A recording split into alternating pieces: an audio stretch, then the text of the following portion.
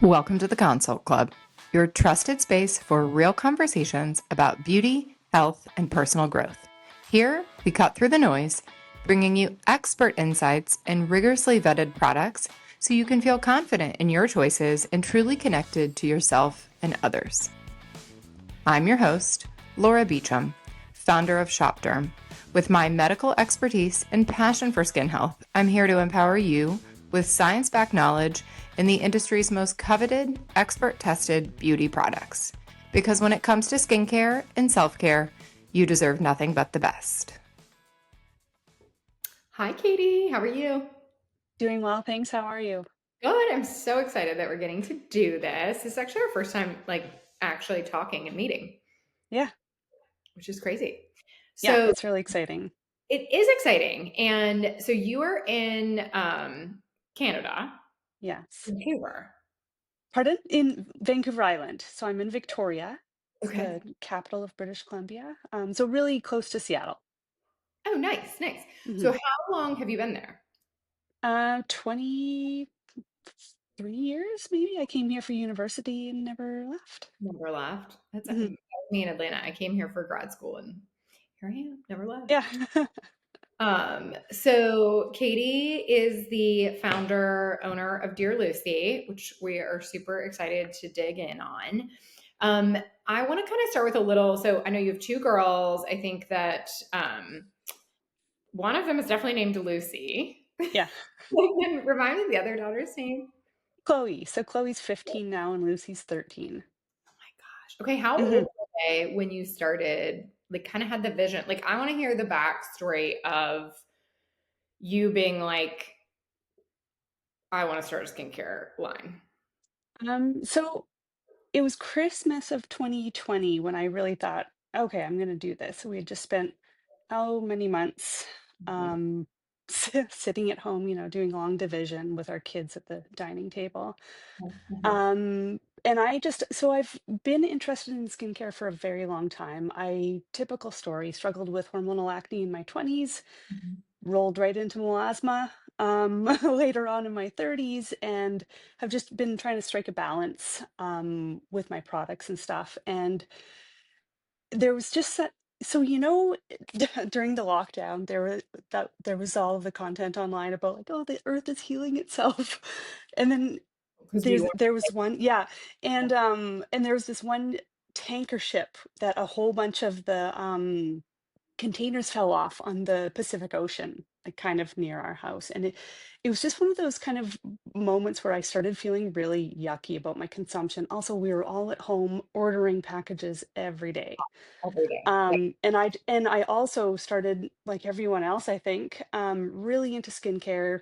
I'm not much of a makeup wearer anyways, but I got into a really great routine that was working for my skin, but I didn't feel good about it, just Mhm. about my consumption. And so figured it was time to make a change.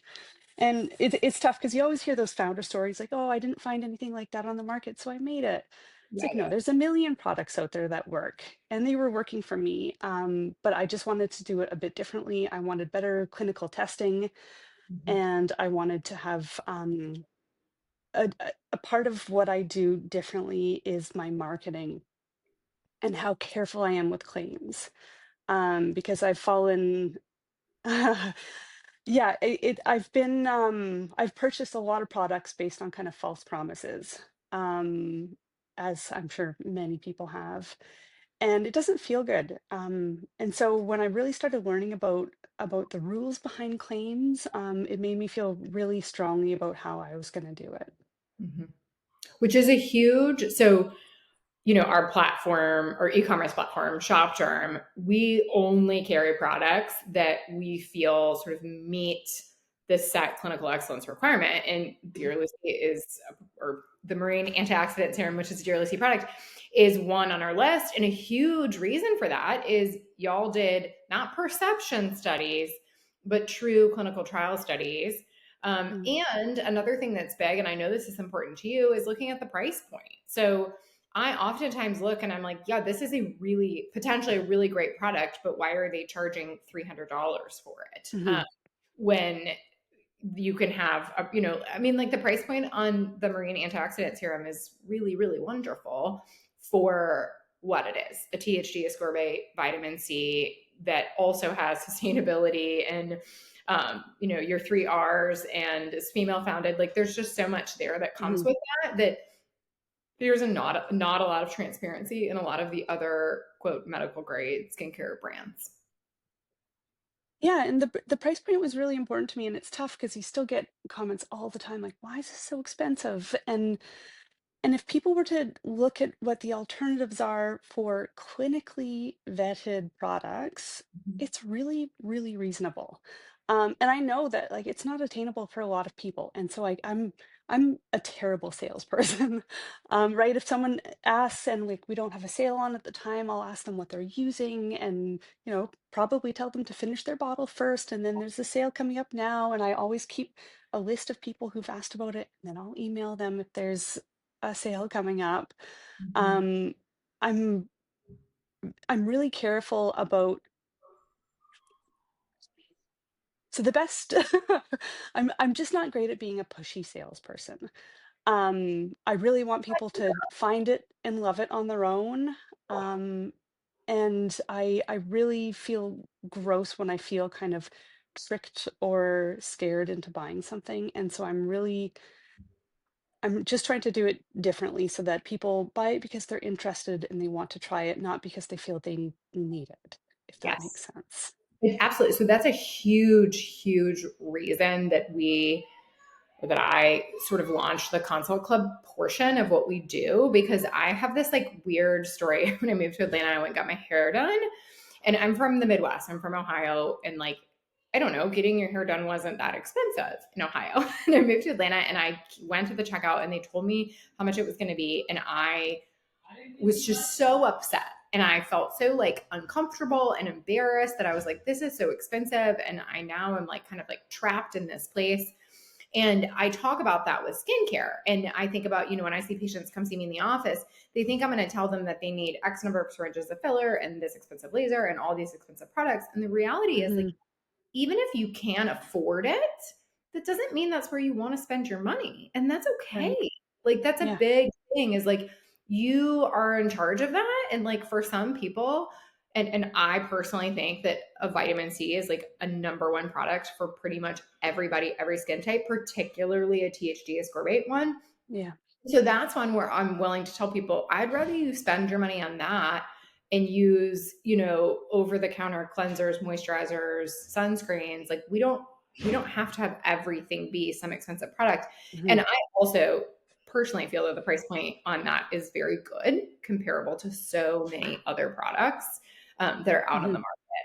I also think that when you build a product like you have, you you don't need to be a salesy because you know that it Yeah. actually works. You're not trying to convince people. You're like, if you try it, then you're gonna know that it works. Yeah. And it's nice. I was really happy to have the clinical data that we have because then we can just show people what it does. I don't have to convince anyone of it. The pictures are there, the data's there. And I can just feel really comfortable about that. But even things like there's this whole buy Canada movement up here right now, trying to buy local products. And then I'll still have, like on these forums, people saying, well, why is it so expensive?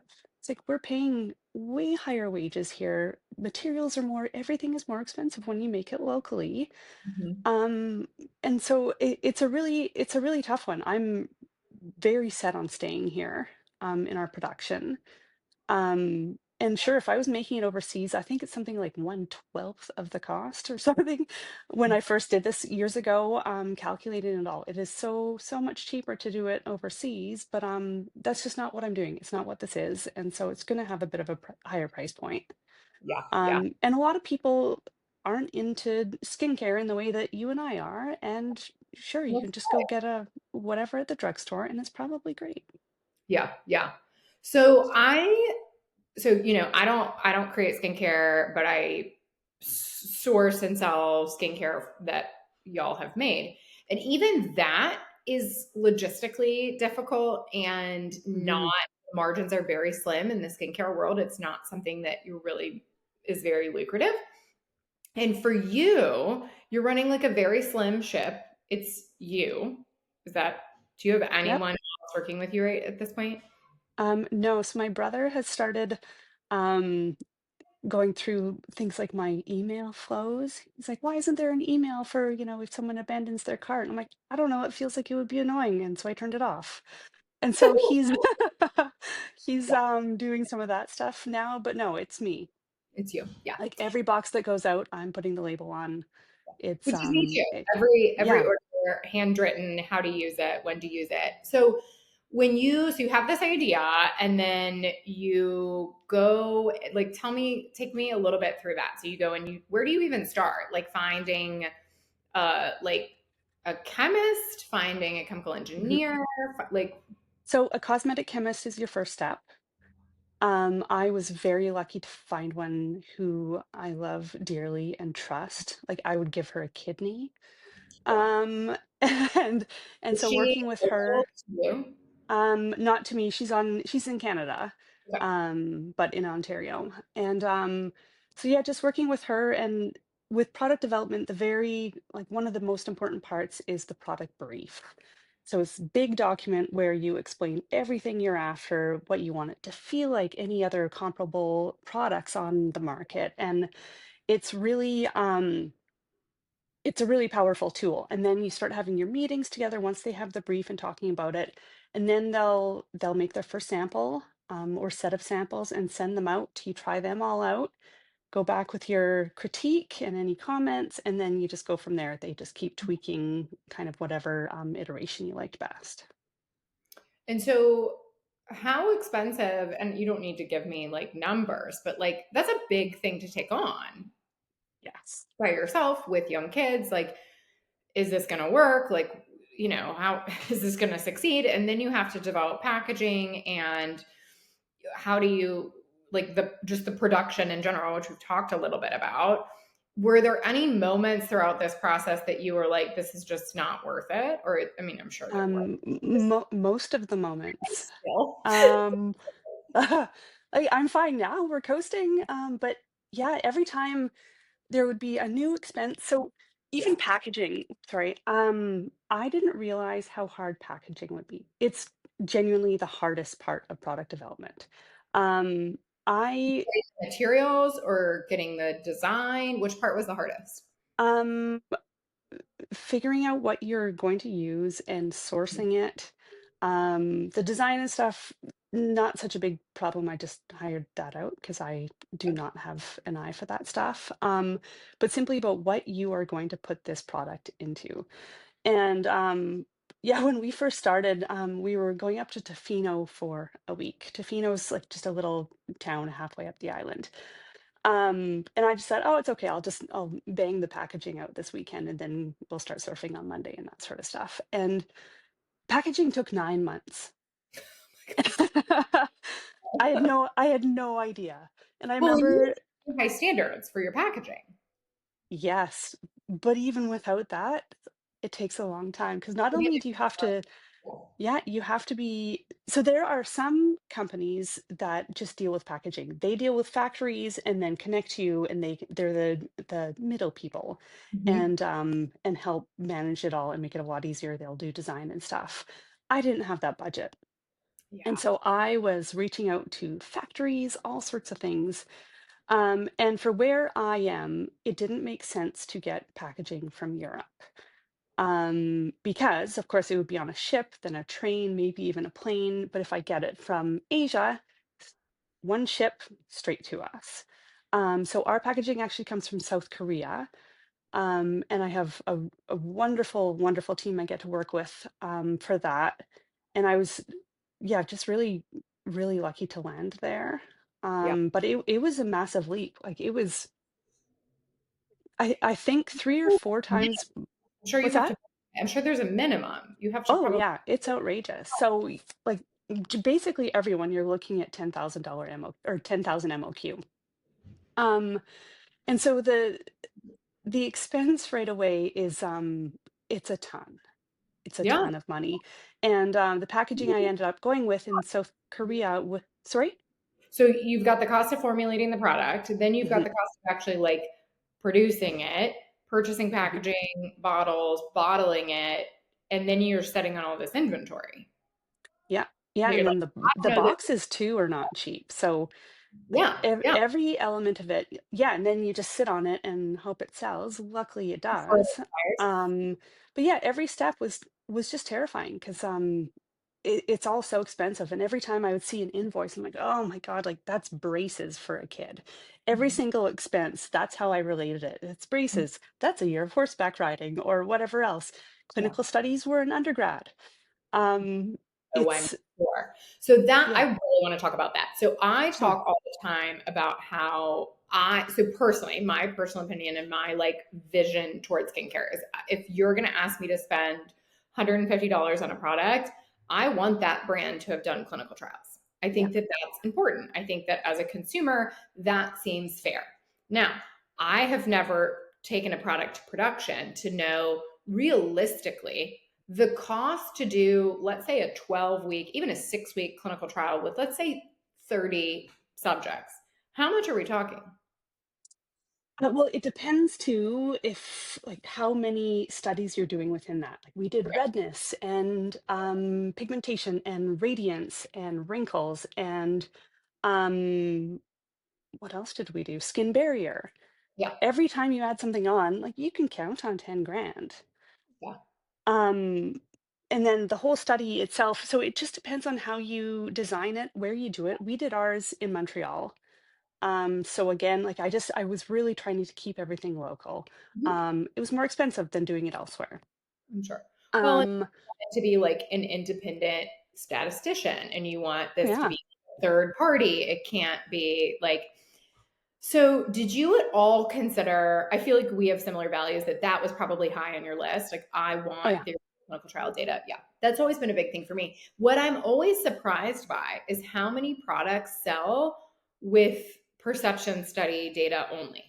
It's wild. And so many people have no idea what they're looking at. Like they'll see 92% and not even read it. And to say that, this 92% of users thought this moisturized their skin. Mhm. Like, So, neat. for like listeners and anyone that's been to any event that I've ever had, I talk about this a lot. So, a perception study is basically when the product is given to X number of subjects and they're given like a self assessment of like how red does your skin appear, how luminous does your skin appear, whatever the questions are. And then the participant answers those at the beginning, in the middle, and the end. In theory, you're giving them parameters like you can't Mhm. have lasers and Botox and whatever throughout, but you don't know that that's happening. So you have no No. concept of what these people are doing. And so it's just their perception. And I always say it's like, you don't know if those 30 subjects are immediate family members of the founder. You don't know if those 30 subjects are like, glass half full people, or if they just had a halo laser 6 months ago and now they're seeing the benefits, or they had Sculptra, or they've been using tons of great products and these 6 weeks they're just looking great. Like it really basically means nothing, is my opinion on a perception study. And so many people have no idea what that even means. Where a clinical Mhm. trial study, you're taking participants and you are taking independent, what's the term? The practitioners that are assessing the subjects. There's an official term for that I can't think of right now, but they are looking at the individuals and they are assessing them. So they're typically doing, a lot of them are using like a Visia, or they're doing like microscopic images. And then there's a whole nother layer. So to finish that, so when they're doing true clinical trial data, they are not deciding themselves how they're looking. And then there are controls. So they are making sure these individuals aren't doing different procedures using other products throughout this trial period. Another thing with trials that I think a lot of people don't know is there's clinical trial data. I see this a lot on websites. Like there's clinical trial data that THG ascorbate is a good product, right? So we have that. That's just like kind of generic. But then was there clinical trial data on this particular compound? And that's always confusing to people too, because they're Oh like, yeah. yeah, Well, it's even confusing to lots of brand founders. We correct. are sold these ingredients from suppliers, and Mm-hmm. they have the wildest claims. Mm-hmm. And a lot of people not that we don't know better, but you just see that and it sells and you use that data like, yes, this is going to brighten and whatever else. But unless your formula has been tested, the ingredient claims really aren't applicable because Correct. you have no idea about inclusion rate. You have no idea about the delivery system and how well these things are getting into your skin. You just don't know. And so it's really tough. People will see, oh, 15% L-ascorbic acid, that's got to be stronger than 10%. It's like, yeah, sure, it's stronger. There's more of it, but you have no idea what that's going to do. Not It might just burn your face off. and it's It gonna, would yeah. burn mine off. Yes, yes. And so another huge thing that I harp on, probably people around me are sick of hearing about, but is how I truly think THC ascorbate is so much superior, more superior. It's probably not necessary, but superior to L-ascorbic acid. And if anyone that's been to anything I go to, I just really talk about that. I think THC ascorbate is such a better product. And my understanding is that the cost of THC ascorbate for you is exponentially higher than L-ascorbic acid. Yes. And Mhm. especially if like I get mine from a supplier in the States actually, which I'm gonna have to start looking at now with tariffs and Yeah. everything, but a really good supplier. It's so expensive. But I can't tolerate L-ascorbic acid, and a lot of people can't, and this is what I wanted it to be. Yeah. And so that's just part of it. It's gonna be more expensive, Yeah. but your face is gonna be There happy with are, it. but like the L-ascorbic acid products out on the market that are like very popular, they're charging more than you are charging Oh yeah. by a lot. And so for listeners, L-ascorbic acid requires a slightly lower pH than what the skin is at sort of its resting. And so when it penetrates into the skin, it causes a little bit of, or can cause a little bit of inflammation, irritation. Some patients get acne, burning, stinging. And then also, like you said, let's say it's a 15% L-ascorbic acid. By the time it makes it to the actual cell, you've actually lost a good bit of that. So the data shows that like the amount of L-ascorbic acid that actually truly gets penetration into the cell is so much less than a THC ascorbate, which is neutral to the pH of the skin, so it doesn't cause that microinflammation, trauma, irritation, gets to the cell, and then converts into L-ascorbic acid. So you get, in theory, 99 to 100% of that actual 10% in your case with the marine antioxidant. So it's just, and I just get personally pissed that these big retailers that have the money are selling an L-ascorbic acid and they're just making a larger profit. And so many of them don't do clinical trial data because they know that it doesn't matter. They're like, why do I spend Mhm, the money? People are going to buy it anyway because so and so posted a picture or they yeah. did a perception study. And it's really, Mhm, it just kind of pisses me off. And another thing for me is that I really think a lot of, and you mentioned this at the beginning, I think a lot of the marketing in skincare is this like fear mongering for women. mhm, And as like a self-proclaimed feminist, I'm like, well, I shouldn't buy a product because I'm afraid of looking old or I'm mhm, afraid of looking bad. Like I always say like healthy skin is youthful skin. Like healthy skin is glowing skin. Like I want healthy skin. And so if I'm taking an L-ascorbic acid that's burning the shit out of my skin, that's not mhm. healthy. And that is not going to really ultimately make me look good. But the marketing is going to tell me that I need it. And I always think like, how many men are behind these marketing claims and these brands and these companies? And it's just fascinating to me. Yeah, it's tough if you get too deep into it. It it's one of those. Yeah. Yeah, I really tried to ostrich that kind of stuff. Yeah,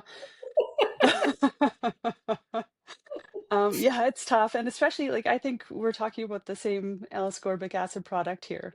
I'm sure. I recently just went and had microneedling done. I like an annual Fraxel on my neck. I can't do it on my face because of melasma, but I love microneedling, and I just wasn't paying attention and forgot to tell her I can't tolerate it. And then the moment those gloves like press it into your face and you smell it and you just know, and I was so irritated for so long, and I just felt like such a dummy, but I felt too badly to tell her to stop.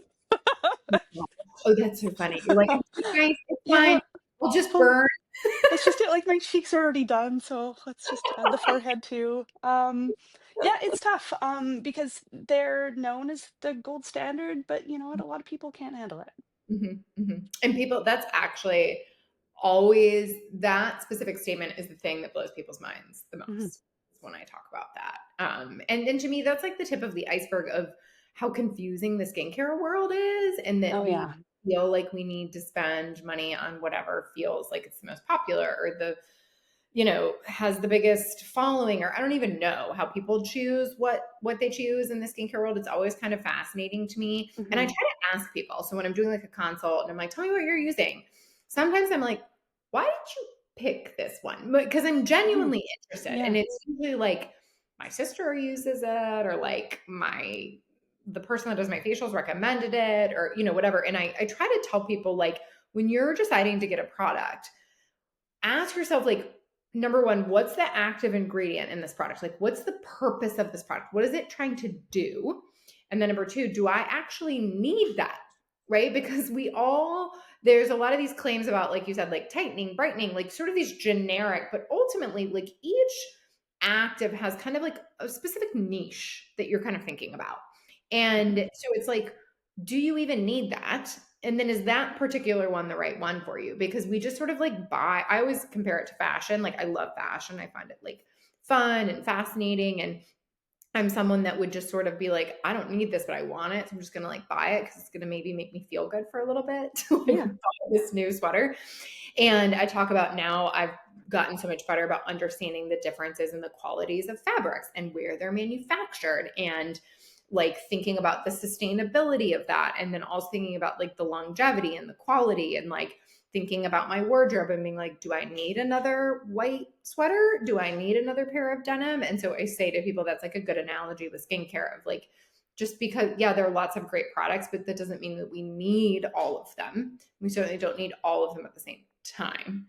But it's Yeah. a very confusing Oh, it space. is. And then you have so many lines that come out with the single ingredient serums and that sort of stuff. And then people are here layering. They're like, oh, but now I need this. Like I get some emails of people saying, you know, what percentage of niacinamide? Because I want to make sure I'm getting 4 every morning.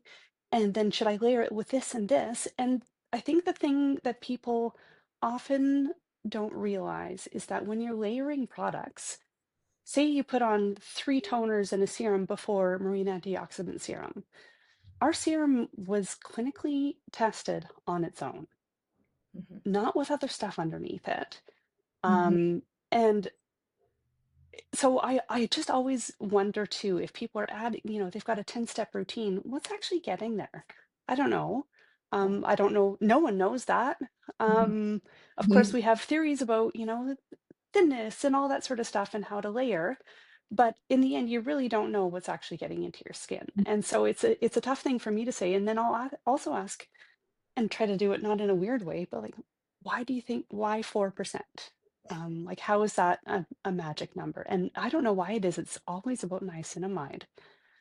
So I don't know. I should have probably Googled it, but like there must have been some sort of, I think it um, must be The Ordinary, like the brand The Ordinary. I think theirs is a 4%. And The okay. Ordinary they're a brand that they sell single treatment Oh yeah. products, or like single ingredient products, which, so like they're like, I actually do recommend their azelaic acid, because I'll prescribe 15 or 20% azelaic acid, and they sell a 10% one. But I do try to encourage people, like, I get questions about hyaluronic acid all the time. And I'm like, a majority of your products have hyaluronic acid in them. You do not Mhm. really need a standalone hyaluronic acid. Like, and then properly using a standalone hyaluronic acid is like a whole nother can of worms, right? You've got to put it on damp skin. You've got to make sure and so sometimes I do think people are doing more harm than good by trying to like add all of these things in. And what's funny is, in the office, I will see, and I probably get this more than you do because they're in, like, I can see them, they're really proud of themselves. Like, when someone's emailing Mhm. you asking, like, am I getting 4% niacinamide? They're really proud that they know that it's 4% and that they are on it enough. They're checking the percentage. And Yeah. so it's, they're like, it's just fascinating to me because I watch that. Like, they're like, oh yeah, but I'm getting, and then sometimes would be like, look, that's so great. I don't really know that we need it. Like it's Mhm. like, but it's a funny thing because we're all like just trying to do our best and we don't know where to get good information. And so Yeah, wherever they got that information, they feel like they're proud of themselves that they found out that for information. sure. And I get it. Yeah, it's like And so it's cute. so I It's don't cute. know that I talked to you about this. Right now I'm doing um a perception study. So I had someone, actually two people within the course of about a week talking about these extensive routines, and I thought I want to try something here. And so I put a call out on just on Instagram stories. Yeah, I Yeah, saw that. who Yeah. here has a really complicated morning routine and wants to try one product for 4 weeks? Mhm. And so I chose a handful of people just with with so many products.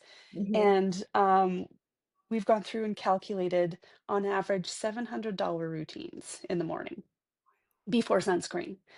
And so still in the middle of this, so not towards the end yet, but it's amazing getting some emails from people saying, I don't know what I was doing before. Mhm. And this is all like, this is enough, or this is great. I'm still going to use this other one too. And it's going to be Yeah. really interesting when that gets. So for me, there's value in a perception study when it comes to stuff like that. And this other person emailed and was like, how should I be doing this? I'm like, this is not scientific. Take some photos. And I Yeah. sent out a questionnaire at the very beginning, like, how satisfied are you with your routine and the feel of your skin and that sort of stuff? And then we'll circle back at the end. Because of course, like after you've been using just one product for a week, that perception's even going to change. So I'm going to ask the exact same questions again, like, how satisfied were you? And see how. I say to people, if you buy 5 products that you're going to use in the morning, but you're not actually going to use any of them, then that's like just dumb. Like, Mhm, in sort of our like signature event is the consult where we go through sort of how to assess your skin, what are your primary skin concerns, what are kind of the products that you would use or the treatments that you would do for that, and then kind of like the way that we kind of end it is like realistically what can we fit in our life. So do mhm, we have the capacity to do any sort of at home devices like LED masks? Do we have the capacity to have a 3-step skincare routine in the morning, or do we have the capacity to put one product on and it needs to be like what's our capacity? Do we have the mhm, capacity to do in-office procedures, or we don't? We travel all the time for work. Like being very realistic. And then the other thing I harp on is a marathon, not a sprint. Like every day we're getting mhm, older, taking care of our skin. This is a lifelong journey. We don't have to do everything right now. And so, sort of setting that foundational of like protecting, which is why vitamin C is always on my list because vitamin C is so mhm, protective while also being corrective. But people, I tend to see they have these very complex routines and then they're like too tired. And so then they don't use it or they can't mhm, remember how to do it. So then they just kind of like mess it up or they like do something different every day because they're not really sure. It's all like they mhm. always make me laugh. But the $700, I mean, that I bet you're right. I bet they're Oh, it's wild. And someone like there was one person who applied and she had 12 products in her morning routine. were they like It eye serums and Yeah, like and eye cream and then this and no, no, no. No makeup was included, no sunscreens were included in our calculations. Like 12 products and it's just wild to me. it's a lot. I'm Um trying to think of 12 products that I could layer in the morning. it's just like even if I had time, I don't think I ever would. Yeah. That's what I love about this. I truly, when I wake up, I brush my teeth and splash my face with cold water and put it on immediately, have my coffee, and then it's time for sunscreen. It's just Yeah. really simple, but that's what I have capacity for. Yeah. For sure. Um, and it's funny, like as I get older, I'm 41 now, but I used to care a lot more about the wrinkles and melasma and stuff. And I would do, an annual hydroquinone and just to try to control it. But now, like, I'm one good sauna away from a flare again, and I'm not gonna not sauna. I'm not going to not go surfing in the summer when we go to Tofino. Those things are all really important to me, and so I'm gonna have some melasma showing, and that's it. It's nothing compared to what it used to be, when I first got it. Like, I had the really dark patches. Um, but you start moving away from the things that you felt most scared about when you were younger, when it all started. And now I'm in a groove with the serum and with my night stuff, and also like testing stuff that's coming down the line for us. I know you probably can't say, but are y'all planning on bringing another product to the Dear Yes. Lucy line? Okay. Yeah, we'll talk I'm about not it asking after. any other questions because I'm sure that's all top secret. So, a couple kind of big picture questions for you. So, number one, I'd love to know, like, and you can kind of think about this question for a minute. Like, if you were to go back and be at the beginning of this, like, what would you tell yourself? Which is hard. Like, Um, I don't even know. Just that it'll work out. But I think that's the thing. I just always assumed it would. I was afraid it wouldn't. mhm, Um, but I have that like, really irritating character trait that I just just think like, I can handle it. I have that too, so I understand. Yeah, like you can't really explain it. It's annoying. And then, like, at what point did you feel like, so you started this process in 2020, you actually brought product to market in 2022? Is that right? 23 23. February. Yeah. Okay. And then how many months or years into that did you feel like we are breaking even or potentially actually making money? Um, well, it's really tough. So I don't have outside investment. I have a massive business loan. And so absolutely not profitable yet because I have other products in development and that costs so much money. Right. Um, but like I'm perfectly comfortable where we're at. Yeah. For a growing company, I need to start trying to get new customers. Yeah, so our repeat customer rate is very high. And so we're trying to spread the word a little bit more to get some new people because it turns out that when people try it, they do really like it and return to it. And it's funny, so we have some customers who bought the very first week that I launched and have been purchasing ever since, really What? regularly. And one of the top ones stopped buying for a little bit and I emailed and she said, "No, like I stocked up so much on that last sale. Like I'm During good this, for another." And I was like, "Oh, okay, cool." I got worried Um that, like, yeah. yeah, yeah, well, because it's good to check in too and get a feel for what people are doing and why they're changing. And I don't know, I really like talking to everyone. I'm the one on every message on Instagram, and so I love when people ask questions there and talking to them. Yeah, it's been a really fun process. But no, I don't know if I'll ever think that, oh my God, I made it. Like maybe when I retire. Um, but it's all working. One of the things I love that you talked about, and I've spent a lot of time on this personally, is that you wanted to build something that you were like proud of Hmm. and that your daughters would be proud of. And I talk about that a ton. That I'm like, I love my job, so I still see patients mostly full time in the office, and I genuinely love it. But one of the things I had was I was like, how can I create like some corner of the world and like make it better? Like I want to take Hmm. something, and I love like promoting people that I believe in. I love having like good real conversations with people. I love helping people feel better about themselves and understand like what products to use, and that's like skincare and beyond. Like that's just Yeah. part of who I am. And I think that for you, I can hear just in the way you talk about it, like your success is in the fact that you're proud of what you've done and Hmm. you're proud of the decisions that you've made, and like you have a good product that you believe in, that you did everything the way that it should be. You didn't cut a Hmm. corner to make money. And that is something that not a lot of people can stand behind. No, but not a lot of people have the entire control of decision making, right? True. Like a That's lot of true. people don't have the freedom that I have to make the decision that you feel good about versus what someone is demanding for their numbers. Yeah. And so it's a real luxury for me. The only people I have to answer to are those girls. Yeah. And so especially things when it comes to sustainability, they're really intense about it, even when they were younger, and especially when we were talking about packaging. They were very opinionated. And right to think like Lucy was, I'd say 10-ish when we were really in it. And it was fascinating because they had really big opinions, and they were the ones I knew would be, on my case if I didn't do it right. And they're the only two I care about making proud. And so it just really simplified it for me. So it's a real luxury um, that I have in this decision making, that it's really just for them.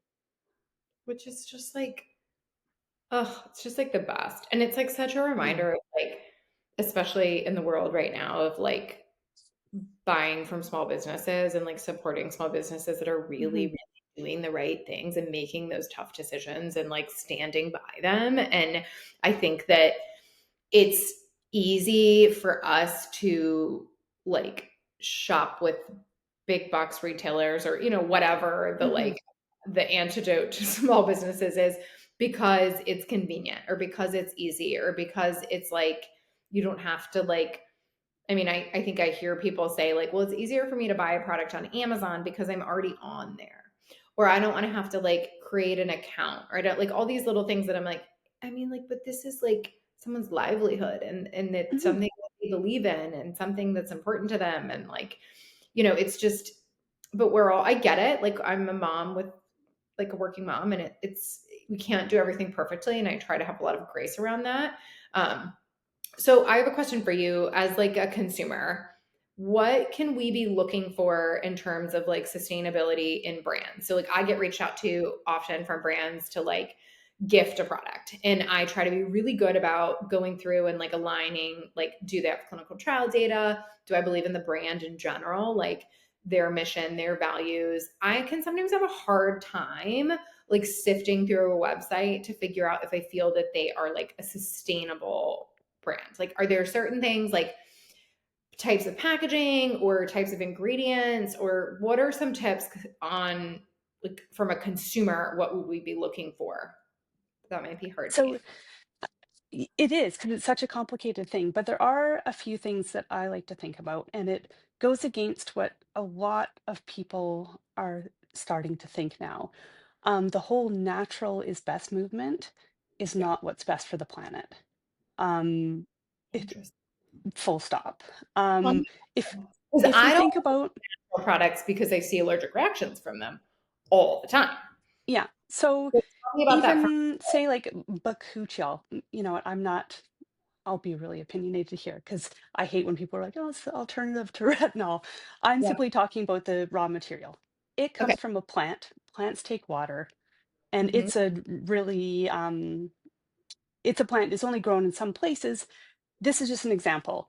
If Okay. you're getting a crop versus something that can just be made in a lab, there are going to be more resources involved. Like, just that's so oversimplifying. But I if you don't know think what about that, makes sense, and I've never yeah. thought about it like that. Think about vitamin C in a lab versus out there like squishing Mhm. oranges. Not that that's how what people are doing, but right? It just like, as a really kind of overview, like you have to think about what resources are going into getting these natural ingredients and why. Like, just so you can feel better about saying natural. Yeah, I yeah, don't yeah. know. So technically, my serum is like mostly natural products. A lot of them are biotech. So kind Mhm. of recycling ingredients and making new things out of them. Mhm. That's always a good thing to do. And then packaging is really tough because we all do something called wish cycling. You pop it into the recycling bin and you just kind of hope for the best. Um, I've heard it called that, and that's 100. yeah, yeah, you My just assume, yeah, okay, I'll recycle it. husband's Fine. always like, "There's no way. There's no No, way. There's no way." no. And typically there's not. And then it can also mess up the recycling stream. And so the packaging often is really hard to recycle. And then especially you get into things like, you know how some products have like gold shimmery stuff on a cap or a pump or something like that? It's called Okay. metallization. That deems that component not recyclable. Even Oh. if it's a recyclable plastic, then they put that on. Darker plastics, like my original designer had Dear Lucy looking all black and gold. Then I found out that this is not going to be recycled, and out it went. Um, Like black glass? Black glass is Recyclable. different. I've actually not seen a So black glass. black plastic is what you Black mean. plastic, yeah. And so lots of places can. I live in a place that it's our recycling system is really good. But many places, black plastic's a really tough thing to do, or really dark colored plastics. Mhm. It's hard for the machines to separate, and so it's really tricky when you're getting into that. Something like an aluminum tube, brilliant for recyclability. Hmm. But of course, with like I could never put my formula in that. It doesn't support It's an like a syrup. antioxidant It's serum. too Yeah, liquidy. Yeah. yeah, or like, a cream would be great in an aluminum tube. Think about it like you can have a toothpaste in one. That's all Yeah. great. I want to end on kind of your elevator pitch. I mean, I kind of have mine on the marine antioxidant serum, but we haven't specifically talked about this product, right? We've talked a lot about your Mhm, process. I find so fascinating. So I know y'all did, you had a clinical trial as an independent lab. I think that was what was in 2022. So y'all launched in 2023. You had 30 people, 8 weeks. And then, of course, your main ingredient is that 10% THC, but you'll also have seaweed extract, alpha arbutin, and squalene. Those are kind of the key mhm. players for you. Is that right? Yeah. So your main goal was really to target redness, pigment, fine lines, wrinkles. Mhm. Yeah, selfishly, because that's what I deal with. I have currently very well controlled rosacea. Mhm. Um, Even when it's not well controlled, it's mild.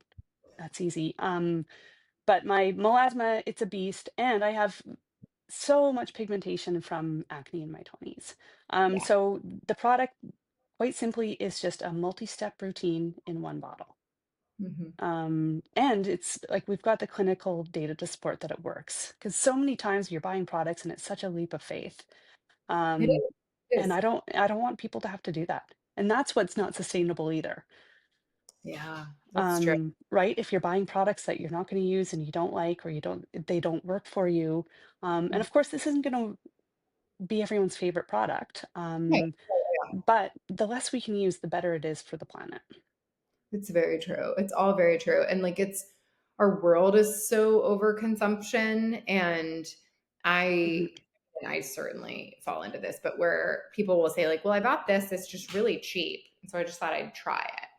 And it's mhm. like, I get that, but you're right. That's not like, it's like, you're going to try it and you're not going to like it and then you're going to just throw it away. Like Yeah. was the point in that versus like spending the time to select the product that's going to be right for you, use the whole bottle, and then ideally you're using a product like Dear Lucy, where then you're able to purchase the refill and that, all of those type of little nuances to the whole thing. So we are really excited to have Dear Lucy at our next event. So everyone that comes to our Greenville event is going to receive a full-sized marine antioxidant serum. So I'm excited to get feedback from everybody on that. And we are so grateful to you and for your time. And we love Dear Lucy. And I really loved getting to talk with you. And I'm like I love good people. I always joke that I collect good people. I try to find the people in the world that I believe in. And you are good people. And it is not easy to do what you're doing in a world where there's so much noise about money. I imagine you've been approached many times by people that either want to, or companies either want to buy your product or buy your even just your formula, or want to say you need to hire this big firm or you need to do some funding. I'm sure you get that. Mhm. And it's got to be hard to kind of choose the high road, and I'm very, very proud of you. Oh, thank you so much. It's not that hard though. It's not, because sometimes the propositions are nuts, and so it's easy to pass it up. But yeah, just doing my best to stay the course. Mm-hmm. Mm-hmm. Well, so when is your next product anticipated to launch so we can be listening, Let's watching? say by winter. Oh, okay, that's sooner than I thought. Okay, so it's coming. Yeah. We want to be the first to know. Consult Oh, Club you will folks, be. the first to know. Yeah, I'll come back and we can chat about it. Yes, let's talk about it. I'm so excited. So we carry Dear Lucy on SHOPDERM. If you want to try Dear Lucy, you can buy that on our website. You can also go to, it's shopdearlucy.com. Is that right? Or is it just Dear Lucy? Just dearlucyskincare.com. DearLucySkincare.com. In the show notes, we have Dear Lucy website. We also have Dear Lucy Instagram, if you want to tag or share about them. And then you can always follow Consult Club social media in the show notes as well. You can check out our next upcoming events. So Greenville is the most recent one. And then after that, we have many other cities on the list. So you can subscribe to that so you know where our next event is. But Caity, thank you so much for your time. I really appreciate it. This was delightful. Thanks so much for having me. It was so good to meet you. Thank you for tuning in to the Consult Club. If you enjoyed today's episode, please be sure to rate and review on Apple Podcasts or Spotify. Share an episode with a friend, and be sure to follow along on social media at the Consult Club. You can read more on Substack at the Consult Club.